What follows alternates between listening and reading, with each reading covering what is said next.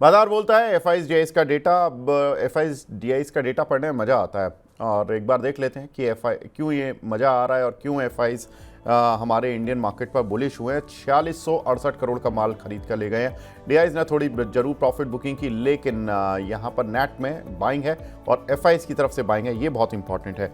DIs तो अपने investor हैं, वो आ जाएंगे लौट कर, वो कोई ज़्यादा दिक्कत नहीं होती है। आगे बढ़ते हैं, ग्लोबल इंडिसेस का हाल देख लेते हैं, क्योंकि ग्लोबल संकेत देखना आजकल काफ़ी ज़रूरी हो गया जब से डोनाल्ड ट्रंप आए हैं। डाउ जोन्स थोड़ा नेगेटिव साइड पर बंद हुआ, शंघाई हैंसेंग में तेजी है। निकाई कोस्पी यहाँ पर थोड़ा सा नेगेटिव रुझान देखने के लिए मिल रहा है, तो कुल मिलाकर मिले जुले संकेत कह सकते हैं। एक बार देख लेते हैं आज के टॉप गेनर्स और लूजर्स कौन से काउंटर हैं जो अच्छी स्ट्रेंथ दिखा रहे हैं। तो अच्छी स्ट्रेंथ दिखाने वालों में जस्ट डायल आफ्टर रिजल्ट्स 9% ऊपर है, कोचिन शिपयार्ड 6%, नैम इंडिया करीब 5.5%, सैनको गोल्ड करीब 5%, गेल में करीब 5% का उछाल देखने के लिए मिल रहा है। एक बार देख लेते हैं कौन से काउंटर हैं जिनमें कि आज के मार्केट में भी स्ट्रेंथ नहीं है या गिरे हुए हैं। तो गरवारे हाईटेक करीब 3%, काफ़ी चला है शेयर, तो इसलिए आज थोड़ी सी प्रॉफिट बुकिंग आ रही है। एमटीएनएल सालासर करीब 3% नीचे, अवंती फीड्स और अदानी पोर्ट्स यहाँ पर करीब 2.5 से 3% की गिरावट देखने के लिए मिल रही है। लेकिन सबसे बड़ी खबर इस समय यही है कि अमेरिका के उपराष्ट्रपति भारत दौरे पर आज आ रहे हैं और अगले 4 दिन वो भारत रहेंगे। और भारत दौरे पर 2 चीज़ें इंपॉर्टेंट हैं। एक तो अपनी फैमिली के साथ भी आ रहे हैं, तो थोड़ा सा वो घूमेंगे भी भारत को, और दूसरा वो पीएम मोदी से मिलेंगे और भारत के उच्च अधिकारियों से उनकी टीम मिलेगी, और उसमें ट्रेड डील पर भी बात होगी। अगर हम देखें तो अमेरिकी उपराष्ट्रपति जेडी वैंस भारत घूमेंगे, और उनकी पत्नी उषा वैंस वो भारतीय मूल की हैं। साउथ इंडियन फैमिली से ही उनकी फैमिली शिफ्ट हुई थी, मतलब साउथ इंडियन उनके माता पिता हैं जो 1970 में शिफ्ट हुए इंडिया, और फिर वो अमेरिकी मूल की हैं एक तरह से हम कह सकते हैं। लेकिन जेडी वेंस अपने बच्चों के साथ, अपनी फैमिली के साथ घूमने आ रहे हैं, प्लस ट्रेड डील। ये बहुत इंपॉर्टेंट है कि ट्रेड डील स्टॉक मार्केट के लिहाज से, और जिस तरह का वार्म वेलकम उनको अमेरिका में पीएम मोदी का उन्होंने किया था, उससे भी एक लग रहा है कि रिश्ते जो हैं वो थोड़े ठीक साइड पर हो रहे हैं। भारत अमेरिका के बीच देखें तो करीब $190 बिलियन का ट्रेड होता है। 2030 तक इसको $500 बिलियन डॉलर तक ले जाने की बात है। लेकिन दूसरी जो 2 चीज़ें जो बाज़ार को शायद उतनी पसंद नहीं आएंगी, उसमें है कि भारत ने अमेरिकी जो प्रोडक्ट्स हैं उस पर टैरिफ घटाने के संकेत दिए हैं, और दूसरा कि एग्री और डेयरी सेक्टर में उतरना चाहता है अमेरिका। अब देखना होगा कि हम कितना उनको रूम देते हैं कि इन दोनों सेक्टर्स में वो उतर जाएं। महेश सर, कैसे लग रहा है आपको कि जो अमेरिका है उसको हम डेयरी और एग्री में अगर रूम देंगे अपने यहाँ पर, तो क्या होगा हमारी कंपनियों को, और क्या हम सही में दे पाएंगे? ये डेयरी और एग्री सेक्टर एक ऐसा है जो इंडिया की रूरल इकोनॉमी से बिलोंग करते हैं, तो वहाँ पे एक नेगोशिएशन होगा और अच्छा खासा नेगोशिएशन होगा। तो वहाँ पे इतने आसार, इजीली आसार नहीं है कि अमेरिका को उतरने दिया जाएगा, लेकिन अगर उतरने भी देते हैं तो कुछ टर्म्स और कंडीशन के साथ में मेरे हिसाब से होगा। और वो कहीं ना कहीं पे थोड़ा सा हमारे जो रूरल इकोनॉमी के हिसाब से है, वो कहीं ना कहीं पे एक नेगेटिव पॉइंट थोड़ा सा बन सकता है। बट ओवरऑल लॉन्गर टर्म शायद हो सकता है कि वो भी एक पॉजिटिव बने, लेकिन शॉर्ट टर्म शायद से थोड़ा सा एक नेगेटिव पॉइंट जरूर होगा। ठीक है। अंशुल भाई, 3-4 शेयर हैं जो कि इसी लाइन से जुड़े हुए हैं, Rallis, UPL, Hatsun agro, Parag milk. इनमें से कोई काउंटर है जो आप देख रहे हैं चार्ट पर जिसमें कि लग रहा है कि अपसाइड या डाउन साइड लग रहा है? एक आप पराग मिल्क काफ़ी देखते हैं आई थिंक। अंशुल भाई, आपको आवाज़ आ रही है? लग, लगता है अंशुल जी से संपर्क नहीं हो पा रहा है, थोड़ा उनका इंटरनेट सर कनेक्शन आ अच्छा। गया। आ गई है? हाँ आ बिल्कुल। रही है। अंशुल जी, मैं ये पूछ रहा हूँ कि जो ये 3-4 कैटेगरी के शेयर हैं, like Rallis India, GAEL, Hatsun agro, Parag milk, इनमें से कोई काउंटर है जो आपको चार्ट पे ठीक लग रहा है या खराब लग रहा है? सर पराग मिल तो आपको याद होगा लास्ट जब वहाँ जबलपुर से शो कर रहे थे तभी डिस्कस किया था कि कब कैंडल ब्रेकआउट है। हमने अपने ट्रेडिंग ऐप पे क्लाइंट्स को लॉन्ग भी रिकमेंड किया हुआ है। उस हिसाब से मूव आई नहीं। अगेन उस दिन भी मैंने रिकमेंड किया था कि जिस जगह पैटर्न बना है वो उतना कंफर्टेबल नहीं है, लेकिन वॉल्यूम देखते हुए एक बार ये रिस्क लेनी चाहिए। तो अभी भी मतलब पैटर्न में उस आपका मोमेंटम नहीं आया है, लेकिन फेलियर भी नहीं है, तो एक बार लग रहा है 212 रुपए तक जा सकता है। बट हडसन एग्रो में बाइंग क्लाइमेक्स है तो वो तो मैं छेड़ने वाला नहीं हूँ। रैलिस में भी लगभग स्ट्रक्चर खराब है और जीआईएल भी बहुत अच्छा नहीं लग रहा है, तो out of the four Parag milk बहुत अच्छा लग रहा है, इसमें हमारे क्लाइंट्स लॉन्ग हो सकते हैं, ट्रेडिंग ऐप पे दिया हुआ है। ठीक है,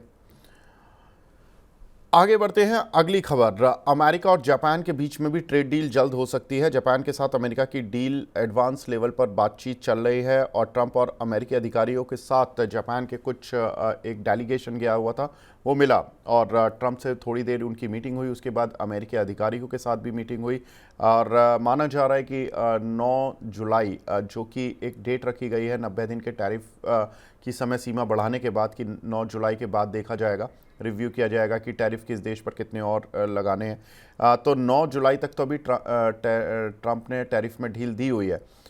अब 9 जुलाई से पहले ही ये डील होने की बातें हो रही है, दोनों साइड से आ रही है इस तरह की बातें। महेश सर कैसे देख रहे हैं, अगर जापान और अमेरिका के बीच में डील होती है, ये एक फर्स्ट बेंचमार्क बन जाएगा कि चलो डील होनी शुरू हो गई, तो व्यापार सुचारू रूप से चलते रहेंगे। थोड़ा बहुत किसी सेक्टर को हिट लगेगा, किसी को नहीं लगेगा, और जापानीज मार्केट भी थोड़ा सा गिर रहे हैं, लेकिन उनकी करेंसी में डेप्रिसिएशन आ रहा है जो वो चाहते हैं हमेशा। कैसे देख रहे हैं सर? नहीं, ये एक डेफिनेटली अगर डील होता है तो ग्लोबल मार्केट के हिसाब से, मेरे हिसाब से जो भी है कुछ अनसर्टनिटी जो है कम होगी और ये ओवरऑल ग्लोबल मार्केट के हिसाब से पॉजिटिव होगा और डील होने के चांसेस भी मुझे ज्यादा लग रहे हैं। क्योंकि अमेरिका खाली चीन से ज्यादा परेशान है, बाकी सारे देशों के साथ में जो है वो डील करने के लिए उत्सुक है और कहीं ना कहीं पे एक पॉजिटिव रिएक्शन जो है बाकी सारी कंट्रीज के साथ में देखने को मिल सकता है। जापान एक मेजर इकोनॉमी है, तो यहाँ पे एक छोटा मोटा जो भी उनके नेगोशिएशन है तो वो वहाँ पे एक जैसे कि आपने बोला कि सेक्टर स्पेसिफिक कहीं पे थोड़ा कम कहीं पे थोड़ा ज्यादा वो हो सकता है, लेकिन ये ओवरऑल डील होने की संभावना है। और यहाँ पे कहीं ना कहीं पे ग्लोबल इक्विटी के हिसाब से जो है ये डील कहीं ना कहीं पे अगर होती है तो पॉजिटिव वापस से अपने को संकेत देखने को मिलेंगे। ठीक है, आगे बढ़ते हैं। एक इम्पॉर्टेंट खबर जिसमें कि हमने देखा कि डोनाल्ड ट्रंप मुश्किल में आ गए हैं। वैसे तो सबको मुश्किल में डालते हैं, अब वो खुद मुश्किल में आ गए हैं, और वो इसलिए कि अमेरिका में एक सर्वे हुआ जहां पर कि उनकी जो लोकप्रियता है वो लोएस्ट लेवल पर आ गई है। 55% अमेरिकी लोग अब उनसे नाखुश हैं और उनका कहना है कि टैरिफ और महंगाई को लेकर उन्हीं के देश में अब चिंता होने लगी, और वो कह रहे हैं कि ये तो इकोनॉमी को बर्बाद कर रहे हैं, क्योंकि जो जिस तरह के उन्होंने टैरिफ को लेकर डिसीजन लिए उससे लोग काफ़ी नाखुश हैं। और ट्रंप के राष्ट्रपति बनने पर जो उत्सुकता आई थी वहाँ के लोगों में, वो अब पूरी तरह से डिसअपियर हो चुकी है। साथ ही अगर देखें, डोनाल्ड ट्रंप ने इसी स्टेटमेंट को बार बार दोहराया था कि हम अमेरिका को दोबारा ग्रेट बनाएंगे, इकोनॉमी को ग्रेट बनाएंगे, और अब वहाँ के लोग ही भरोसा नहीं कर रहे डोनाल्ड ट्रंप पर। ट्रंप की खुद की पार्टी में ही उनकी लोकप्रियता भी घटी है। महेश सर, ये डोनाल्ड ट्रंप पर अब जो होगा ये एक अलग प्रेशर होगा, क्योंकि जब आपके देशवासी खुश नहीं है, आपकी पार्टी खुश नहीं है, तो कहीं ना कहीं ट्रेड डील करने में जो वो एक बार्गेन लेना चाह रहे थे, फ़ायदा उठाना चाह रहे थे, शायद वो उतना फ़ायदा ना लें और जल्दी से जल्दी ट्रेड डील करें। 3-4 ट्रेड डील तो उनको करके दिखानी होगी मेजर कंट्रीज़ के साथ। ये सर वियतनाम, इंडोनेशिया से नहीं चलेगा, उनका काम जापान, इंडिया, यूरोप, ऐसे कुछ बड़े कॉन्टिनेंट या रीजन से चलेगा, कंट्रीज से चलेगा। तो प्रेशर होगा डोनाल्ड ट्रंप पर और इसका फ़ायदा इंडिया को मिल सकता है। डेफिनेटली आप अगर देखेंगे तो जिस हिसाब से ट्रम्प ने इमीडिएट एक्शन लिए थे, कहीं ना कहीं पे वो लग ही रहा था कि वहां पे उनकी जो लोकप्रियता है उसमें कमी आएगी, कहीं ना कहीं पे लोगों में गुस्सा होगा। क्योंकि इमीडिएट एक्शन के साथ में उनकी जो खुद की इकोनॉमी है वहां पे भी इन्फ्लेशन बढ़ने के पूरे पूरे चांसेस 100% हो जाते हैं। और कहीं ना कहीं पे उनके मार्केट भी वैसी की वैसी चीजें जो है मार्केट के अंदर प्रेशर भी देखने को मिल रहा है। तो ये सारा प्रेशर आना स्वाभाविक था, उनको पहले कॉन्फिडेंस में लेके फिर बाद में कुछ डील्स करते स्लो एंड स्टेडी, तो फिर उनका लोकप्रियता में कम नहीं आए। लेकिन अभी उन्होंने जैसे इमीडिएट एक्शन लिए हैं तो फिर उनके ऊपर भी अभी प्रेशर बन रहा है और कहीं ना कहीं पे डील्स जो है और फास्ट जो है वो करने के प्रति उनका भी ध्यान रहेगा। तो मेरे हिसाब से ये कुछ चीजें हैं जो इंडिया के लिए फेवरेबल बनती जा रही है। अंशुल भाई, आज आईटी शेयरों में अच्छी स्ट्रेंथ देखने के लिए मिल रही है। इन्फोसिस रिजल्ट्स तो कुछ खास नहीं आए, लेकिन गाइडेंस कंपनी की ठीक थी, जिसके बेसिस पर ये काउंटर चल चुका है। क्या लग रहा है, इन्फोसिस, टीसीएस और विप्रो चूंकि ये तीन कंपनियां दिग्गज आईटी की रिजल्ट्स दे चुकी हैं, अगर किसी को कोई पोजीशन बनानी हो आफ्टर रिजल्ट्स, अब तीनों के आ चुके हैं इसलिए, तो कोई ठीक लग रहा है आपको इन तीनों में? सर अगेन वही स्टांस में मेंटेन कर रहा हूँ कि गिरते समय में इंफोसिस टीसीएस शॉर्ट करने मना कर रहा था, बाकी कुछ भी शॉर्ट कर लीजिए। अब जब बाउंस बैक आ रहा है तो इंफोसिस टीसीएस छोड़ के कुछ भी लॉन्ग नहीं करना है। एचसीएल टेक का तीसरा अपना एचसीएल टेक था, उसका टारगेट कंप्लीट हो गया है। 20 डे मूविंग एवरेज आज के सेशन में ऑलमोस्ट टेस्ट हो गया है, हाई बना है 1472 और 20 डे मूविंग एवरेज है 1480। तो अब एचसीएल टेक भी बाउंस बैक खत्म हो गया, लिस्ट से बाहर हो गया है। इंफोसिस टीसीएस से बने रहिए, बाउंस बैक में कहीं ना कहीं स्टॉक आपको फंसा जाएंगे। बाकी स्टॉक्स, ये दो स्टॉक सबसे पहले सीएनएक्स आईटी से भी पहले यही स्टॉक्स ऑल टाइम हाई बनाएंगे। इन्हीं दो स्टॉक्स में चिपके रहिए, इसके बाहर आईटी सेक्टर में नहीं देखना है। एक्सट्रीमली वीक चार्ट्स हैं, अवॉइड करना चाहिए। इंफोसिस टीसीएस सबसे कम पब्लिक होल्डिंग है, इंस्टीट्यूशन होल्डिंग बहुत ज्यादा है। जब भी ऑल टाइम हाई बनेंगे सबसे पहले इंफोसिस टीसीएस में बनेंगे। ठीक है, तो मतलब महेश सर, आपका क्या फंडामेंटल व्यू है? सर आपने भी इन्फोसिस की कमेंट्री सुनी, विप्रो की भी सुनी, टीसीएस ने अलग कमेंट्री दी है। सर क्या लगता है अब ये इन जो आईटी काउंटर है उनका बॉटम लग चुका है या अभी लगेगा? नहीं, देखिए लेवल जो है अट्रैक्टिव अभी हो चुके हैं। अब ग्लोबल में मार्केट में इतनी अनसर्टनिटी है कि और प्रेशर आएगा नहीं आएगा वो कहना थोड़ा सा मुश्किल है। बट जो फंडामेंटल हिसाब से वैल्यूएशन है वो काफी अट्रैक्टिव हो चुकी है। तो यहाँ पे हमारी तो यही सलाह रहती है, कोई भी अगर डिप मिलता है तो वहां पे एक स्टेगर्ड वे में थोड़ा सा एक्यूमुलेशन किया जाए, क्योंकि ये चीजें आज नहीं तो कल सुधरने वाली है। हो सकता है कि 2 महीना 4 महीना और ले ले, लेकिन ये चीजें वापस से सुधरेगी। तो फंडामेंटल व्यू के हिसाब से देखें कि थोड़ी अपसाइड जो है सारे काउंटर्स में दिखाई दे रही है। टीसीएस में ले लीजिए, आप इंफोसिस में ले लीजिए, एचसीएल टेक में ले लीजिए। ये कुछ एक काउंटर है जहाँ पे एक पोटेंशियल अपसाइड है, लेकिन अनसर्टनिटी के कारण से वो पोटेंशियल अभी अपने को दिखेगा नहीं। जैसे जैसे अनसर्टनिटी कम होगी उस हिसाब से थोड़े थोड़े स्टॉक्स परफॉर्म करेंगे, लेकिन ओवरऑल एग्रेसिव बुलिश का नजरिया तो बिल्कुल नहीं है। यस, लेकिन अगर कोई भी वापस से यहाँ पे डिप मिलता है, जैसे कि 3150 3200 के रेंज में वापस से टीसीएस मिलता है, तो वहां पे एक बाइंग के वापस इनिशिएट की जा सकते हैं। 1380 से 1370 के बीच में अगर इन्फोसिस मिलता है तो वहां पे भी ट्रेड इनिशिएट किए जा सकते हैं। तो थोड़ा थोड़ा स्ट्रैगर्ड वे में बाइंग की सलाह बनेगी, लेकिन एग्रेसिव वे में फिलहाल आईटी के अंदर बाइंग की सलाह नहीं बन रही है। ठीक है, आगे बढ़ते हैं अगली खबर की तरफ। यूरोप में ब्याज दरें घटी, ये थर्सडे को ही आ गया था हालांकि, लेकिन हम दुनिया भर के बाज़ारों पर रिएक्शन तो अलग आता है। ईसीबी ने ब्याज दरें घटा दी हैं, डिपॉजिट दर वहाँ पर 2.25% हो गई हैं, महंगाई दर 2%, 2.2% पर आ चुकी है। लेकिन माना जा रहा है कि नेक्स्ट पॉलिसी में भी अभी रेट कट आ सकता है। महेश सर, अलग सिनारियो चल रहा है इस समय। यूरोप में रेट कट चल रहे हैं, अमेरिका में रेट पॉज चल रहे हैं, इंडिया में रेट कट चल रहे हैं, कहीं चाइना में रेट कट चले हैं। तो ये जो मॉनेटरी पॉलिसी है काफ़ी मिक्स ही हो गई है, मतलब कहीं इन्फ्लेशन बढ़ रहा है, कहीं पर घट रहा है, और अमेरिका में ख़ास तौर से एक कंसर्न भी है। क्या लग रहा है कि यूरोप में जो इंटरेस्ट रेट घटाए गए हैं इसका कोई पॉजिटिव इम्पैक्ट होगा जो इंडियन कंपनीज़ हैं जो यूरोप में ट्रेड करती हैं, लाइक अपोलो टायर्स हो गया, टाटा मोटर्स हो गया, बालकृष्ण इंडस्ट्री हो गया, मैस्टेक, टेक महिंद्रा जैसी कंपनियां हो गई? डेफिनेटली आप देखेंगे जैसे जिस हिसाब से अमेरिका ने स्टेप्स लिए थे तो बाकी कंट्रीज को भी उस हिसाब से स्टेप्स लेने ही थे। तो रेट कट तो आना वाजबी था। जैसा कि अपन ने हमारे आरबीआई ने भी स्टेप्स लिए, बाकी भी यूरोपियन कंट्रीज भी उस हिसाब से स्टेप्स लेंगी। और कहीं ना कहीं पे ये जो स्टेप्स है वो इकोनॉमी को और उनकी लोकल इकोनॉमी को भी बूस्ट करेगी। कहीं ना कहीं पे बाकी जो कंपनीज दूसरी कंपनीज है उनके लिए भी एक बूस्ट का काम करेगी। तो ये पॉजिटिव एक इम्पैक्ट है, और ये थोड़ा और अपने को रेट कट की सीजन जो है बाकी सारी जगहों पे देखने को मिलेगी। और अमेरिका में भी जैसे कि ट्रम्प है तो वो तो चाहते ही है कि रेट कट जितना जल्दी हो सके हो जाए, लेकिन जिस हिसाब से डेटा है और पॉवेल है अब तक उनको शायद वो अपॉर्चुनिटी नहीं मिली है रेट कट की। लेकिन कहीं ना कहीं पे आगने वाले जो टाइम है वहां पे अमेरिका में भी अपने को रेट कट देखने को मिल सकता है।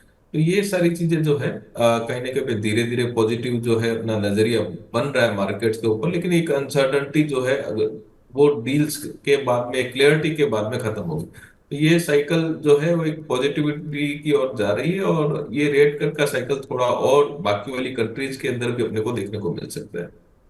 ठीक है।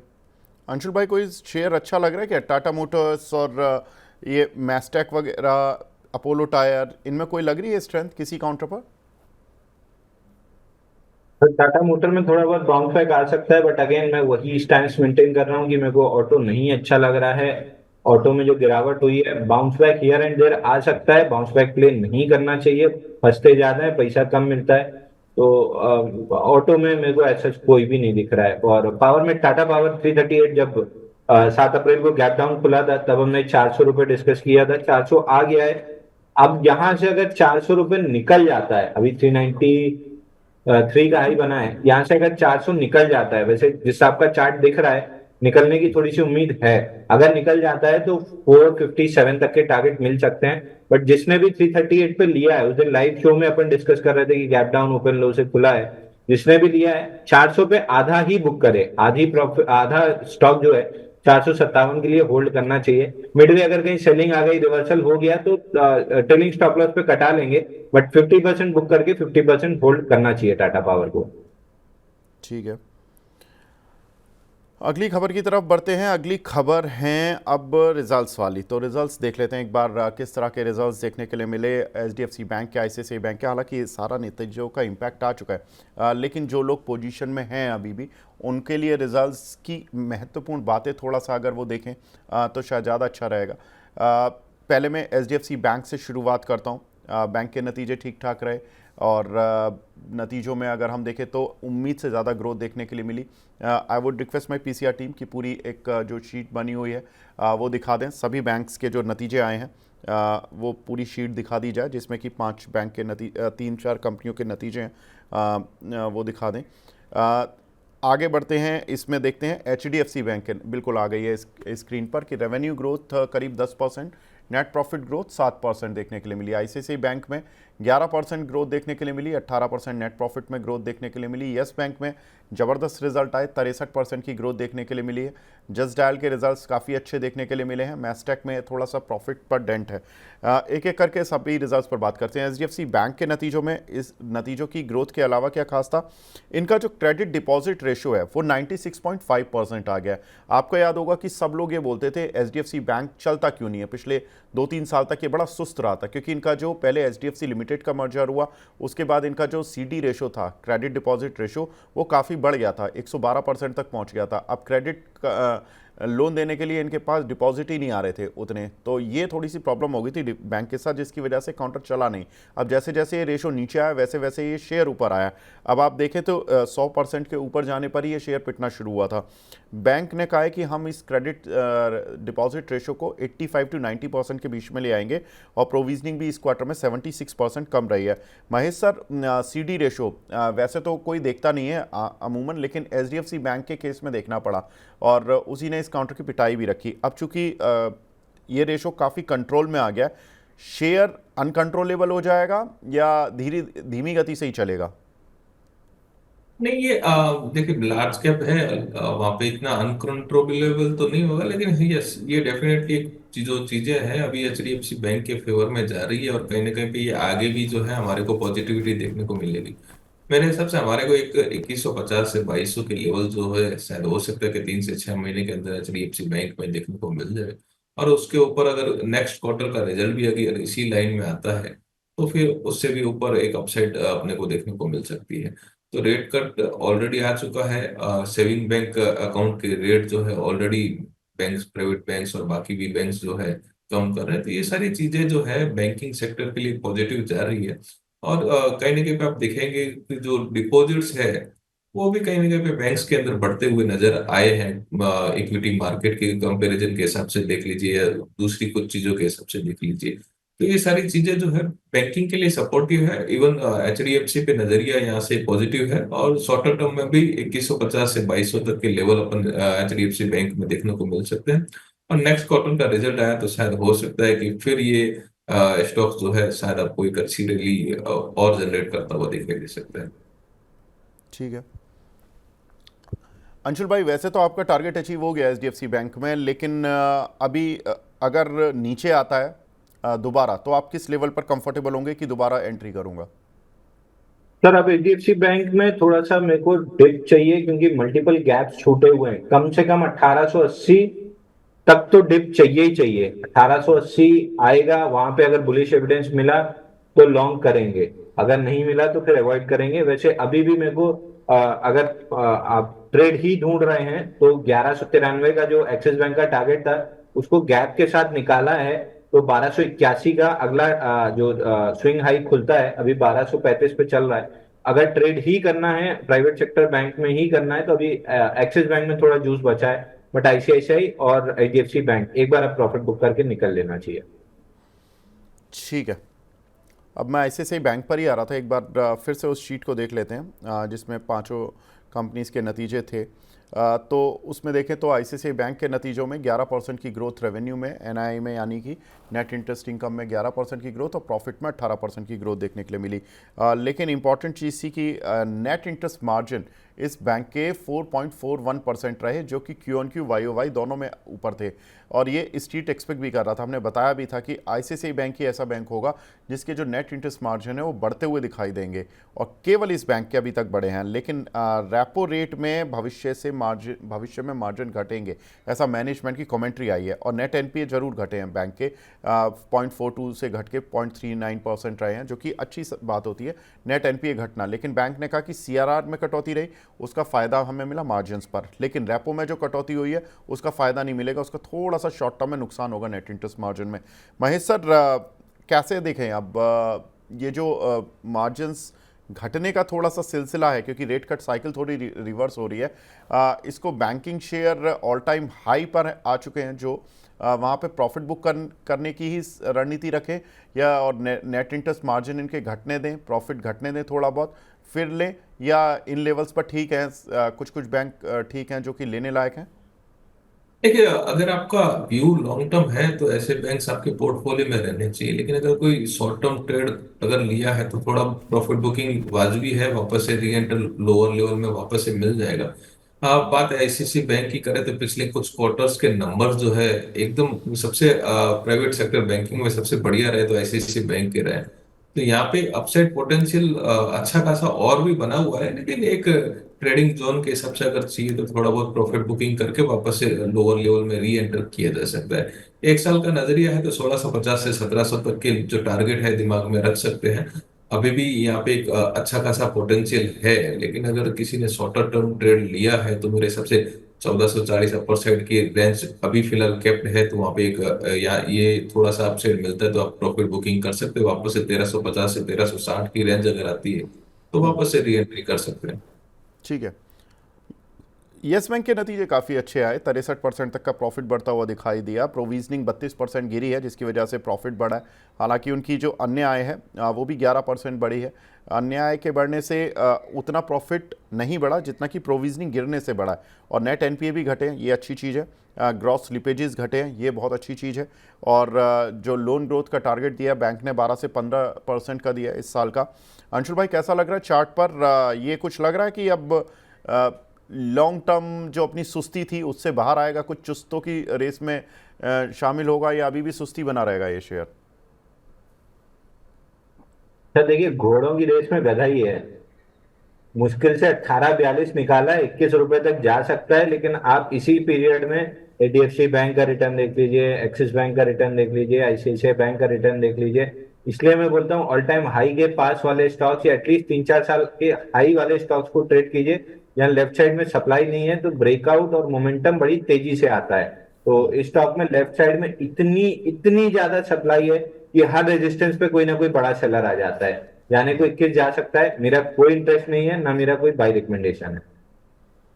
ठीक है, आगे बढ़ते हैं। अगला रिजल्ट जस्ट डायल का, जहां पर कि नतीजों के बाद शेयर ने अच्छा मूव दिया है। और अगर हम देखें तो इसके नतीजों में भी एक इम्पॉर्टेंट चीज़ थी कि जो अन्य आय थी वो 20% बढ़ी, करीब 91 करोड़ से बढ़कर 109 करोड़ रुपए रही वाई बेसिस पर। लेकिन अगर क्यू ऑन क्यू बेसिस पर देखें तो यही अन्य आय 77 करोड़ से बढ़कर 109 करोड़ रुपए रही है। लेकिन अच्छी चीज़ ये है कि एबिटा मार्जिन 22% है, जो कि 360 बेसिस पॉइंट बढ़े हैं। महेश सर, कैसे देख रहे हैं जस्ट डायल को? अदर इनकम भी बढ़ी है, मार्जिन भी बढ़े हैं, शेयर भी बढ़ा है। अभी शेयर में एक्स्ट्रा रैली आ गई है या अभी ये रैली शुरू हुई है? नहीं, आप देखेंगे तो जस्ट जो है पिछले काफी टाइम से एक बीटन डाउन हुआ था, पिछले एक दो क्वार्टर के बाद में अच्छा खासा बीटन डाउन हुआ था।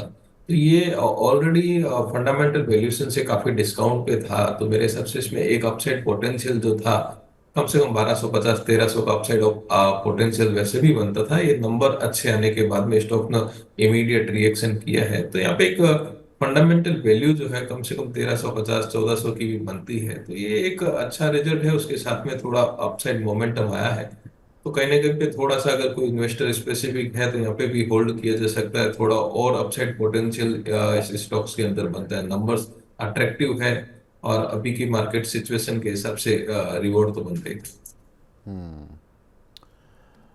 अगला रिजल्ट मैस्टेक का, जहां पर कि नतीजों पर देखें तो नतीजे तो थोड़े से वीक रहे। कंपनी के जो प्रॉफिट्स थे वो थोड़े डिक्लाइन होते हुए दिखाई दिए, हालांकि रेवेन्यू में 4% की ग्रोथ थी, लेकिन मैनेजमेंट थोड़ा सा कमेंट्री ठीक देता हुआ दिख रहा है। कह रहे कि 2 से 3 तिमाही में हम अपने मार्जिन्स को 17% पर ले आएंगे। 16 16.5 के मार्जिन्स पर हम खुश नहीं हैं और एआई पर थोड़ा ज़्यादा फोकस करेंगे। अंशुल भाई, कैसे लग रहा है मैस्टेक ऑन चार्ट्स?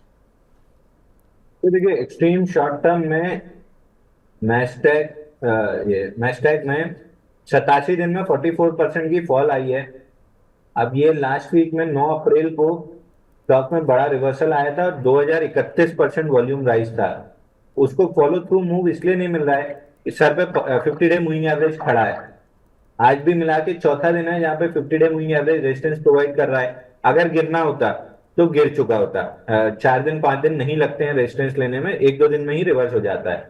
अब 2363 ये लेवल अगर ये स्टॉक निकाल लेता है तो स्टॉक में एक तगड़ा बाउंस बैक बनेगा। 50% रिट्रेसमेंट पूरे फॉल का 2624 पे आता है, तो 2624 तक आ सकता है। But again mid cap category में फॉल करता है, बहुत कम क्वांटिटी में ट्रेड कीजिएगा।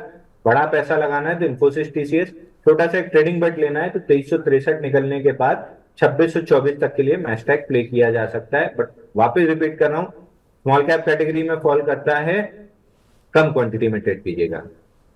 ठीक।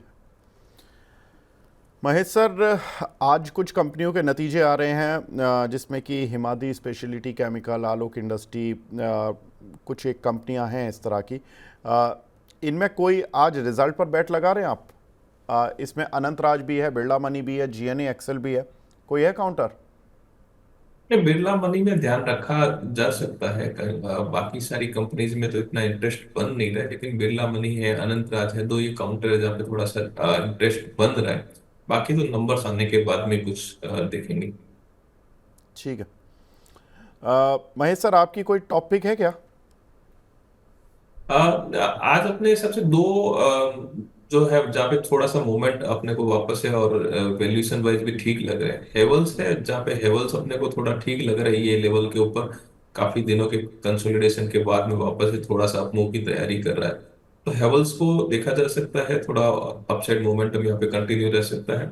और दूसरा काउंटर है बीपीसीएल, जहाँ पे एक फंडामेंटल वैल्यूएशन भी है और आज थोड़ा सा मूवमेंट वहां पे भी पॉजिटिव है, तो बीपीसीएल के अंदर भी थोड़ा ध्यान रखा जा सकता है। मेरे हिसाब से बीपीसीएल के अंदर भी अगर यहाँ से ट्रेड बनाते हैं तो 290 के करीब करीब स्टॉप लॉस रखा जा सकता है। 325 से 340 तक के लेवल जो है कुछ एक सेशन में अपने को देखने को मिल सकते हैं। ठीक है महेश सर, आप हमारे साथ जुड़े। सर बहुत बहुत शुक्रिया हमसे जुड़ने के लिए, अपना कीमती समय देने के लिए।